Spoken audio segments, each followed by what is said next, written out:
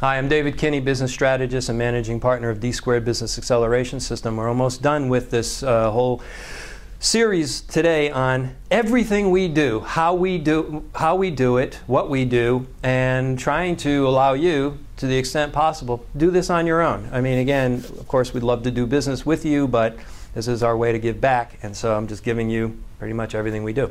All right, so we have a goal. We have a strategy. Strategy is huge. That's why it took me so long to talk about it on these videos.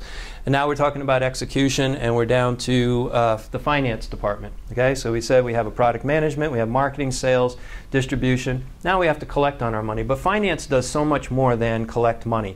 All right, so. But the things that we want to look at are on accounts receivables. Obviously, somebody needs to be responsible for managing our 30, our 60, and our 90-day, and our 90-day plus accounts receivables.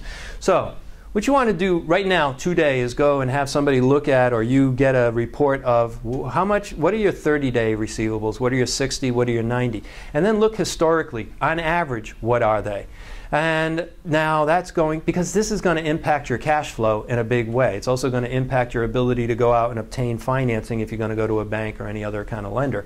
So you really, really want to be careful about managing your accounts receivables, and you want to have somebody who's responsible for collecting.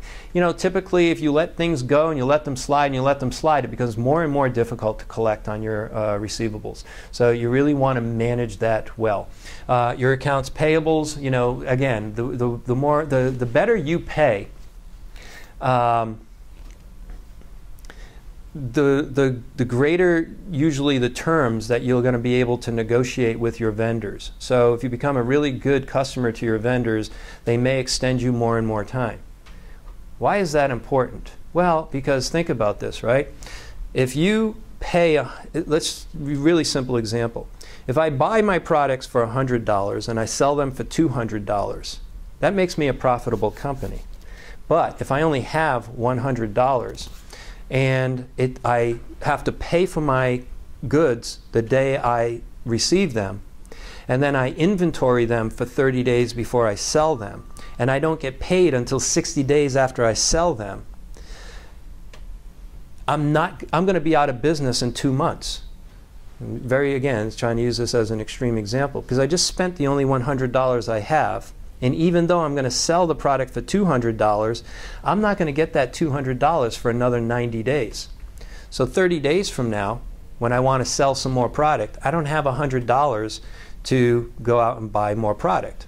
Now again, extreme example. If I can, on the other hand, if I can negotiate to pay for my product in 60 days, and I get paid on the date that I make a sale, now I don't even need any money to get my company going, right? Because you've just financed your company by getting paid immediately, but not having to pay for 30 days or 60 days. So again, I hope it's kind of I don't think it was a convoluted example, but it's an extreme example. But just to give you the whole concept there is of how important it is to manage your accounts receivables and your accounts payables, and to look at the relationship between them. Inventory management, again, of course, is very important. How many times you turn your inventory, you have to pay for that inventory. It's sitting in your warehouse. It's just money, you know, going away basically until you sell it. So your inventory turns, I should have added that, could be another thing to be managing. Cash management.